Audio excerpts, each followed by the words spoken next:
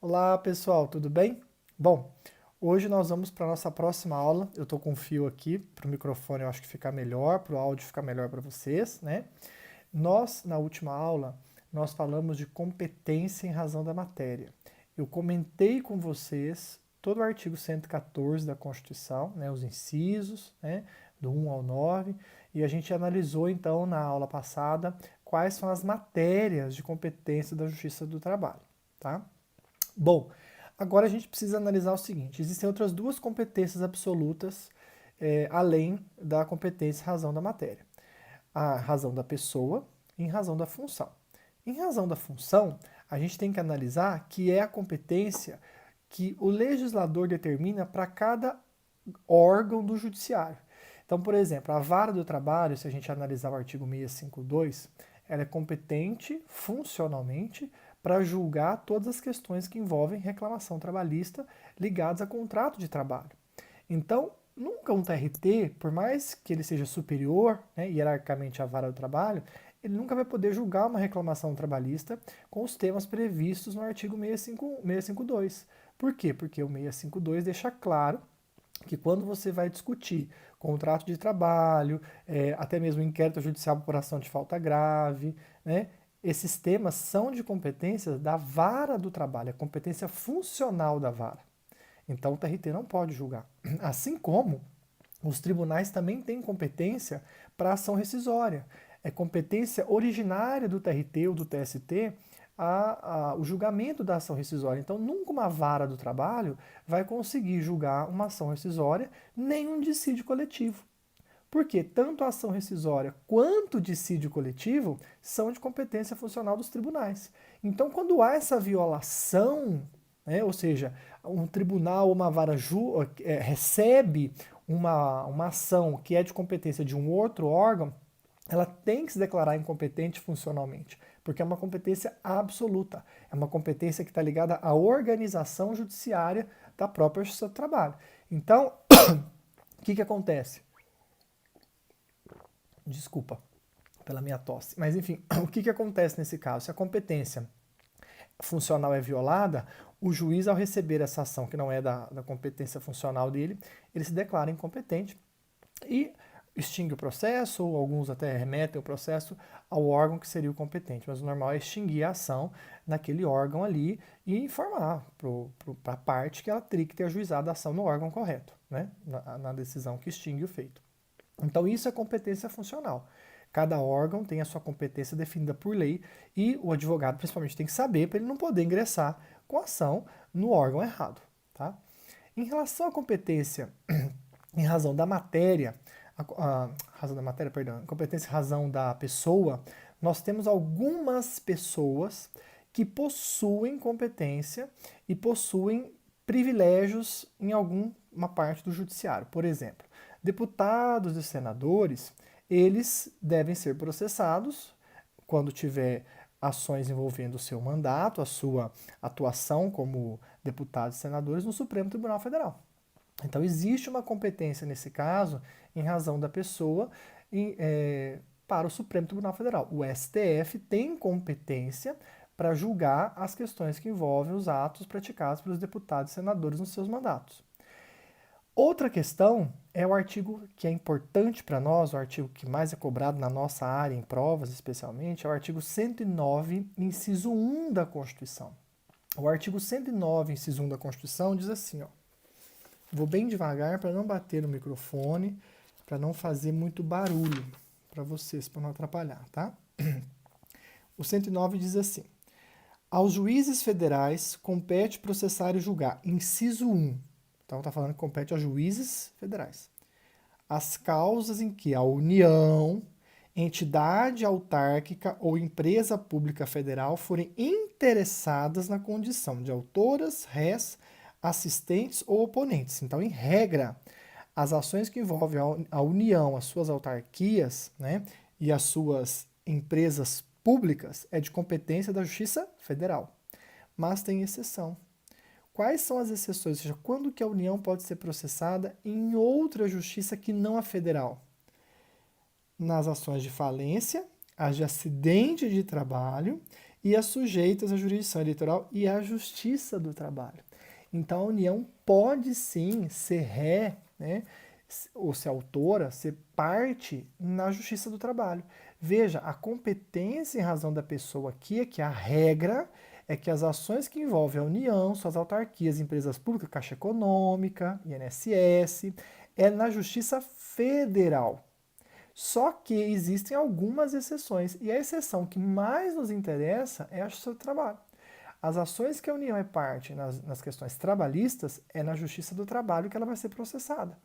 Então, neste caso, a competência e razão da pessoa possui uma exceção. Vocês viram que a exceção fala de falências, eleitoral, né, acidente de trabalho e justiça do trabalho. Nessas quatro situações e exceções, a União não será processada necessariamente na Justiça Federal. Tá? Então, isso é competência em razão da pessoa. Então, nós vimos na aula passada a primeira competência absoluta, em razão da matéria, que está no artigo 114, extremamente importante, as matérias que competem ao seu trabalho processar e julgar. Nós acabamos de ver aqui o que é competência funcional, especialmente as varas e tribunais, e a gente tem que saber essas regras. E nós vimos também aqui a competência em razão da pessoa, especialmente o artigo 109, inciso 1 da Constituição Federal. Isso é o que eu teria para destacar para vocês em termos de competência absoluta, com especial cuidado na competência e razão da matéria. Agora a gente precisa analisar o seguinte: existe uma competência relativa. Lembra, a gente tem 3 competências absolutas, razão da matéria, da pessoa, da função, e nós temos uma competência relativa, que é a competência e razão do lugar, do território, que está previsto no artigo 651 da CLT. Ou seja, se eu sei que a matéria é trabalhista, eu não posso ingressar com ação na vara errada. Eu preciso saber qual é a regra de competência territorial, ou seja, quando eu sei que a matéria é trabalhista, em qual vara do trabalho eu devo ajuizar a minha ação? A regra é simples. O artigo 651, o caput, diz que a regra é o local da prestação de serviço. A ideia é que o local da prestação de serviço seria o local onde as provas estão, né? Normalmente, quando foi criada essa regra, os trabalhadores moravam, residiam também no local da prestação de serviço. Então, para o judiciário apurar, seria muito mais fácil o local da prestação de serviço, né? Hoje, existe uma discussão, né? A questão do domicílio ou local da prestação de serviço. A regra é muito clara.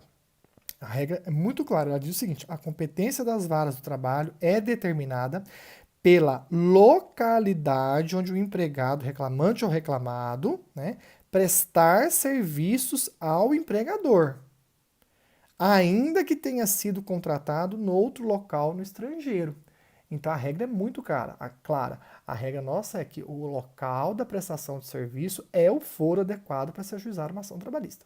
Porém, na prática, algumas ações, algumas decisões do TST são no sentido de aceitar a ação ser proposta no foro do domicílio. Quando que o TST entende que é possível a ação ser proposta no foro do domicílio?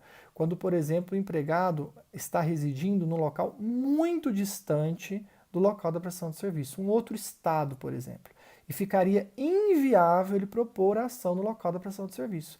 E aí o que aconteceria? Nós estaríamos violando o acesso à justiça, que é uma regra prevista, um direito fundamental previsto no artigo 5º, né, que é permitir que o cidadão tenha o acesso à justiça. Então, se eu não permito, neste caso, que ele proponha ação no domicílio, como está muito distante da prestação de serviço, eu estaria violando a regra de acesso à justiça, esse direito constitucionalmente atribuído a todos nós cidadãos. Então, veja, quando que eu vou poder propor a minha ação no foro do domicílio? Eu vou poder propor a minha ação no foro do domicílio se eu justificar que o meu domicílio é muito distante do local da prestação de serviço e se eu tivesse que propor no local da prestação de serviço, eu não conseguiria custear essa ação em outro local. Então aí eu preciso propor a ação no domicílio e justificar. Mas essa é a regra, se cair na prova de vocês, eu cobrar na prova, qual que é a regra? Local da prestação de serviço. Essa é a nossa regra, tá? Agora, veja, nós temos 3 exceções. Três exceções. Primeira exceção, parágrafo 1º, segunda exceção, parágrafo 2º, terceira exceção, parágrafo 3º. Então eu tenho uma regra no artigo 651 caput e eu tenho 3 exceções que correspondem aos 3 parágrafos. Tá? A primeira exceção diz respeito ao vendedor viajante, ao vendedor externo, aquele cara que trabalha em várias cidades. Então, por exemplo, eu sou uma empresa, né, com sede em Londrina e tenho uma filial em Maringá. Eu tenho um empregado que é vendedor externo e esse empregado vendedor externo, ele é vendedor e mora em Arapongas. Então ele mora em Arapongas, a empresa tem sede em Londrina e tem uma filial em Maringá. Esse camarada trabalha em toda a região. Rolândia, Arapongas, Apucarana, Maringá, Londrina, Cornélio, em todo o norte do Paraná. Então veja, quando esse camarada for demitido, onde é que ele vai propor ação? Se eu disser que é o local da prestação de serviço, ele presta serviço em todas as cidades, então seria qualquer uma delas. E aí a CLT fala, não. Se a ação se tratar de um vendedor externo, de um vendedor viajante, nós temos que respeitar a seguinte exceção. Parágrafo 1º.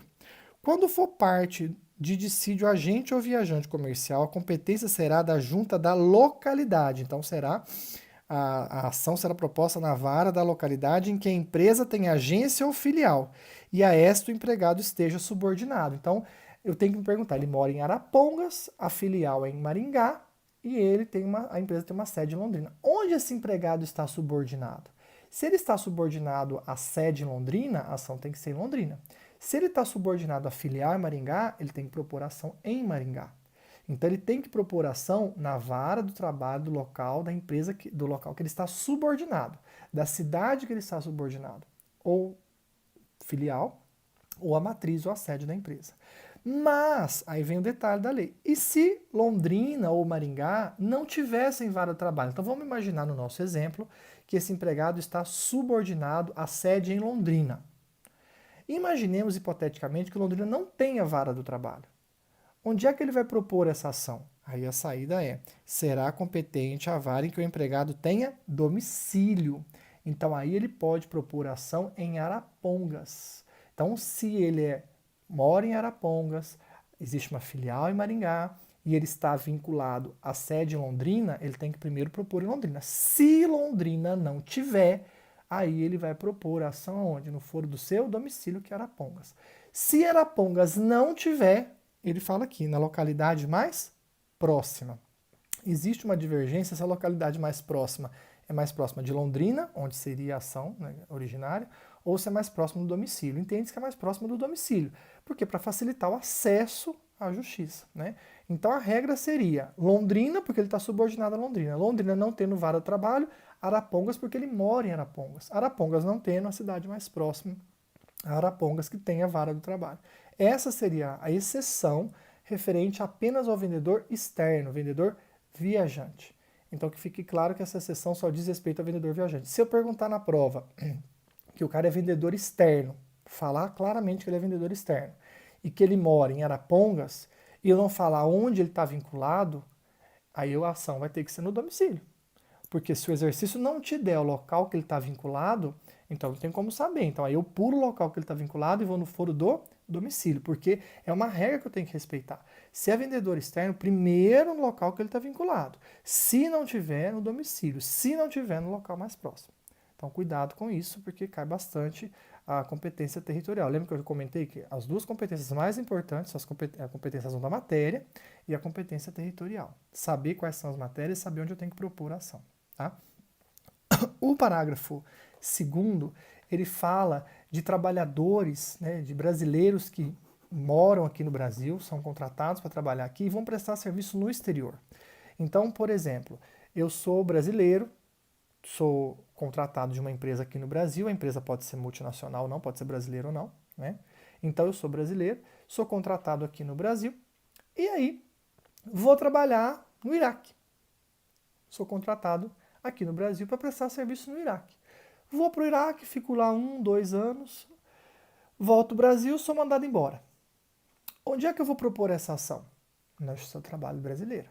A ação, neste caso, é proposta na Justiça do Trabalho Brasileira, salvo se existir uma convenção internacional neste caso, aí eu tenho que aplicar o foro da convenção internacional.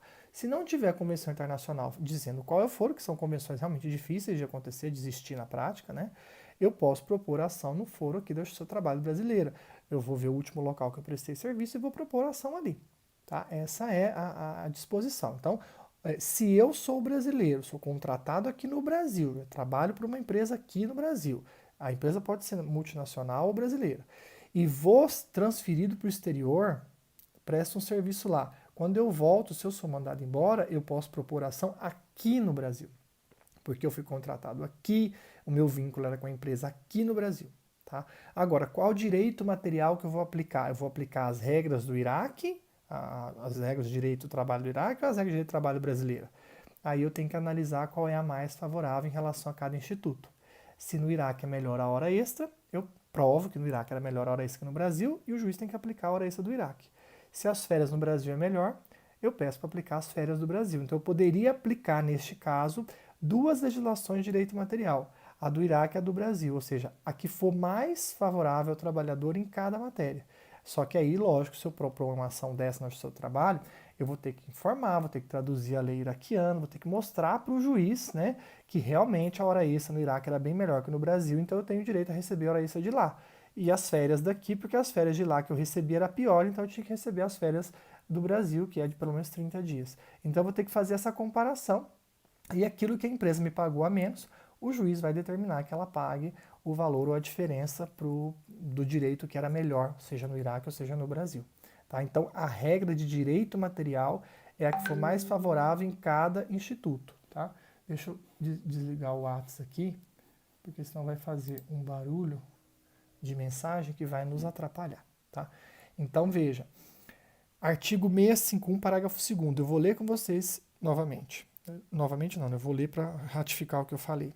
A competência das varas do trabalho estabelecida nesse artigo estende-se aos dissídios ocorridos em agência ou filial no estrangeiro, desde que o empregado seja brasileiro e não haja convenção internacional dispondo em contrário. Então, olha o detalhe, a competência da vara do trabalho, estabelecida nesse artigo, que é a vara do trabalho do Brasil, do local de prestação de serviço, do último, né?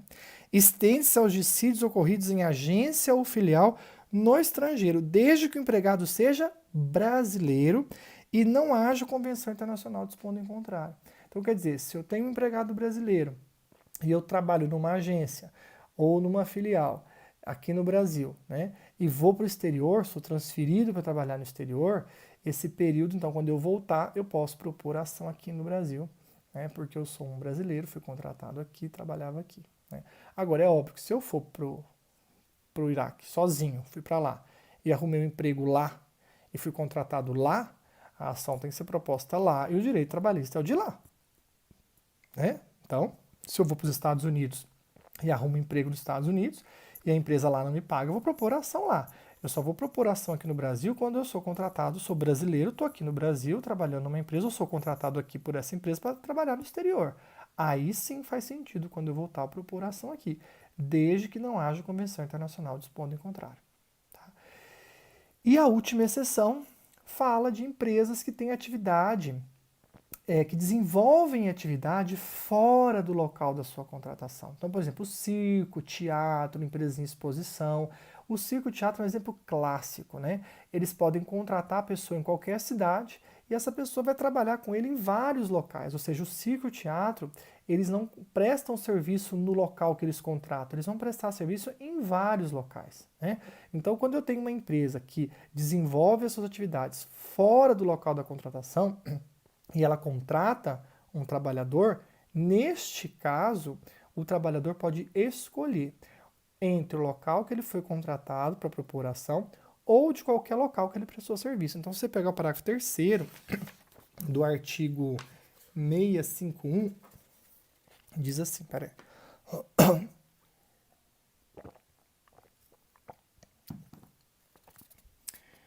Em se tratando de empregador que promova realização de atividades fora do lugar do contrato de trabalho, é assegurado ao empregado apresentar reclamação no foro da celebração do contrato, é facultado, tá vendo?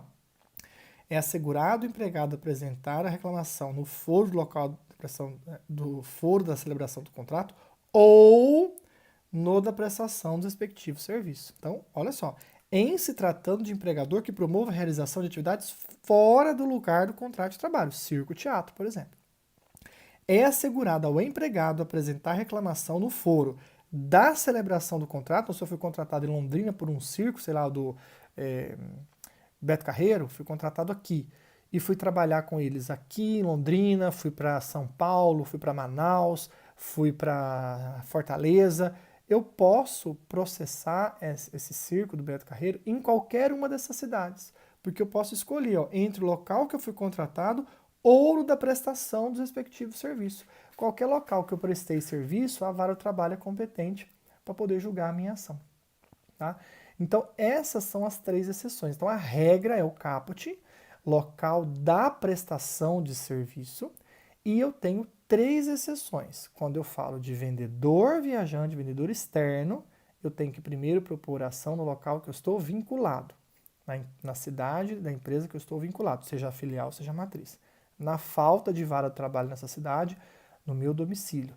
Na falta de vara no meu domicílio, no local mais próximo. O parágrafo 2º diz que quando eu sou brasileiro contratado para trabalhar no exterior, quando eu voltar eu posso propor ação aqui, a não ser que tenha tratado ou convenção internacional dispondo um outro foro.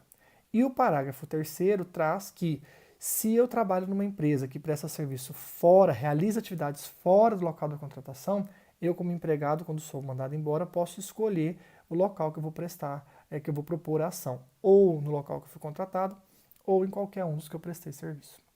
Então, essa é a interpretação do artigo 651, com o parágrafo caput na regra, né? A regra está no caput, e as exceções nos 3 parágrafos. Eu coloquei para vocês aí na nossa sala virtual, junto com esse vídeo, né, uma questãozinha, 2 questõezinhas. Se vocês puderem acompanhar comigo, abram aí, vou dar um tempinho para vocês abrirem. Está escrito assim, questões para fixação de conteúdo. São 2 questões de OAB que eu separei para discutir com vocês. A primeira questão diz assim, acompanhe comigo. Ó. Plínio foi empregado da sociedade empresário Marca Alimentos S.A. Ele prestou serviços no estados do Rio de Janeiro, São Paulo e Minas, residindo hoje neste último. Então agora ele reside em Minas, mas ele prestou serviço no Rio, São Paulo e Minas. Hoje ele reside em Minas. Ao ser dispensado, ajuizou reclamação trabalhista em face da sociedade empresária, ao qual foi distribuída na 99ª Vara do Trabalho de Belo Horizonte, Minas Gerais. Então, como ele estava em Belo Horizonte, ele propôs a ação em Belo Horizonte. Na audiência, a sociedade empresária apresentou exceção de incompetência, alegando que a ação deveria ter sido ajuizada em São Paulo, local da contratação e sede da ré. Diante disso, respondo aos itens a seguir. Observadas as regras de competência territorial, onde Plínio deveria ajuizar a ação? Então veja, lembra que a competência territorial ela é relativa?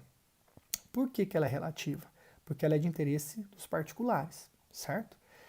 O artigo 800 da CLT deixa claro que quando o empregado propõe ação no foro errado, no local, na vara errada, a empresa tem 5 dias úteis da notificação. Então, quando a empresa é citada, ela recebe a citação pelo correio, ela tem 5 dias úteis para discutir essa competência territorial através de uma petiçãozinha chamada exceção de incompetência territorial.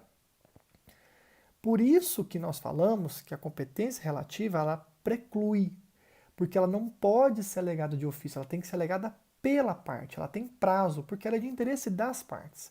Então, se a empresa não apresenta essa exceção de incompetência territorial em 5 dias úteis da sua citação, para o judiciário, para o Estado brasileiro, quer dizer que essa empresa aceitou aquele local. Então, para ela está tudo certo. Se para ela está tudo certo, para o Estado mais ainda. Porque para o Estado o que importa é que um juiz de trabalho julgue a ação. Ele não quer saber qual é a vara. Quem tem que se preocupar se a vara está correta ou não são as partes. Então, se a empresa não se manifestar, não apresentar uma exceção de incompetência em 5 dias úteis da sua citação, preclui aquela vara que no primeiro momento era incompetente territorialmente, torna-se competente territorialmente. Ela prorroga a competência, né? Ela torna-se competente porque precluiu, porque a empresa não se manifestou no prazo. Então, por isso que a competência relativa não pode declarar de ofício, a parte tem que alegar. E no caso da trabalhista, ela tem que ser alegada pela empresa, pela ré, em até 5 dias úteis da sua citação. Aqui no caso, ele colocou, ó, observadas as regras de competência, onde Plínio deveria ajuizar a ação. Então ele deixa claro aqui que ele quer que você mostre qual que é o foro correto, porque o Plínio, ele prestou serviço no Rio, em São Paulo e em Minas. E ele mora em Minas, ele propôs a ação em Minas Gerais. Então, o que você alegaria? Ou seja, onde é o foro correto? Presta atenção. É uma pegadinha isso aqui. Porque muita gente falou assim, bom, ele prestou serviço no Rio, São Paulo e Minas, então ele é vendedor. O exercício não falou que ele é vendedor. Se o exercício tivesse falado que ele era vendedor, aí a gente ia ter que ver onde é que ele está vinculado. Não falou. Se ele não está vinculado, não falou onde ele está vinculado, aí eu vou para o foro do domicílio. Aí tá certo, Minas Gerais. Mas o exercício não falou que ele é vendedor. Então, se o exercício não falou que ele é vendedor, ele pode ajuizar a ação em qualquer um dos estados. Porque aí eu tenho que. A análise que eu quero que vocês façam é essa. Eu tenho que ver as exceções, as 3 exceções se enquadram aqui. Ele falou que ele é vendedor viajante? Não. Então não enquadra o parágrafo primeiro. Falou que ele foi contratado para trabalhar no exterior? Não, não falou. Falou que a empresa promove atividades fora? Deu a entender. Mas se eu usar o caput ou o parágrafo terceiro neste caso, não vai fazer diferença. Porque se eu usar o caput, que fala que é prestação de serviço, qualquer um dos 3 está certo, porque ele prestou serviço nos 3. Se eu usar o parágrafo terceiro para falar que ele pode escolher entre o local da contratação e do respectivo serviço, a resposta vai ser a mesma. Então o gabarito até aceitou você colocar o 651 caput ou o parágrafo terceiro. Mas a resposta que ele queria é que você colocasse assim: Plínio deverá ajuizar a ação em qualquer um dos 3 estados. Essa era a questão. Você tinha que deixar claro que era qualquer um. Se você colocasse em Minas, ou em Belo Horizonte, ou em São Paulo, ou São Paulo e Rio, estaria errado. Você tinha que deixar claro que essa ação poderia ser ajuizada em qualquer um dos 3, porque eu não tinha aqui nenhuma situação de exceção de vendedor viajante, eu não tinha a situação do parágrafo 2º, que é contratado para trabalhar no exterior. Então, cuidado com isso nas provas, tá? A última questão, a questão 2, ela diz o seguinte. Então, a resposta da questão 1 na letra A era qualquer um dos 3 locais, né, que ele prestou serviço, com base no 651 caput ou no parágrafo 3º da CLT, tá bom? O 2 diz lá, juventino brasileiro, residente domiciliado em João Pessoa, foi contratado pela empresa Engenharia S.A., com sede em Salvador, para trabalhar como mestre de obras. Após 2 anos trabalhando em João Pessoa, foi transferido para trabalhar no Japão, onde ficou por 3 anos. Retornando ao Brasil, após laborar por 1 mês, foi dispensado imotivadamente. Insatisfeito, ajuizou a ação trabalhista, requerendo que lhe fossem pagos todos os direitos previstos na legislação brasileira. Onde ele ajuizou a ação? No Brasil. Por quê? Porque era no Brasil. É a hipótese do 651, parágrafo 2º. Contratado aqui, trabalhava aqui, né, em João Pessoa, e depois foi transferido para o Japão, ficou lá 3 anos no Japão. Quando voltou, ele vai propor a ação aqui. Aí a questão, ela envolve o direito material. Ó. Insatisfeito, ajuizou a ação trabalhista requerendo que lhe fossem pagos todos os direitos previstos na legislação brasileira no período em que trabalhou fora do país, pois no Japão tinha apenas 7 dias de férias por ano.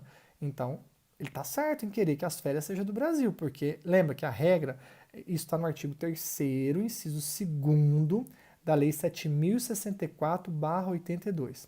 Essa Lei 7.064/82, ela cuida do trabalhador transferido no exterior. O trabalhador que é transferido para o exterior, essa é a lei que cuida dele, é a 7.064/82. No artigo 3º, inciso 2º, ele fala que deve ser aplicado a lei que é mais favorável em relação a cada instituto. Férias, a lei brasileira é melhor, porque ela está falando que é 7 dias, no Brasil é 30. Fala, não tinha FGTS. Opa, no Brasil tem, então a lei brasileira é melhor em relação ao FGTS. E a jornada de trabalho era de 9 horas, a nosso limite é 8 horas. Então, nos 3 pontos aqui, realmente a lei brasileira era melhor. E aí eu tinha que realmente aplicar a lei brasileira. O juiz julgou o pedido improcedente, o juiz falou que não é a lei brasileira, fundamentando a decisão no princípio da lei do local da prestação de serviço. Logo, a aplicação da lei brasileira no Brasil e a japonesa no Japão, mesmo porque Juventino trabalhou mais tempo fora do que dentro do Brasil. Essa decisão foi acertada? Por que? Fundamente. Então, a decisão não foi acertada porque o juiz teria que ter aplicado a norma mais favorável em relação a cada instituto. A resposta é o artigo 3º, inciso 2º da Lei 7.064/82. A lei brasileira, neste caso, que tinha que ser aplicada, porque ela era mais favorável em relação a todos os institutos, e não a lei japonesa. Tá? Então, a resposta aqui é no sentido de você pensar, bom, é a Justiça do Trabalho brasileira? É o 651, parágrafo 2º, está sendo respeitado. E qual que é o direito material? Aquele que é mais favorável em relação a cada instituto. Tá bom? Espero que vocês tenham entendido, que tenham ilustrado bem a questão, tá? E na próxima aula a gente vai falar de ritos processuais. E aí a gente encerra agora então essa aula com as questões de competência. Um abraço, até mais.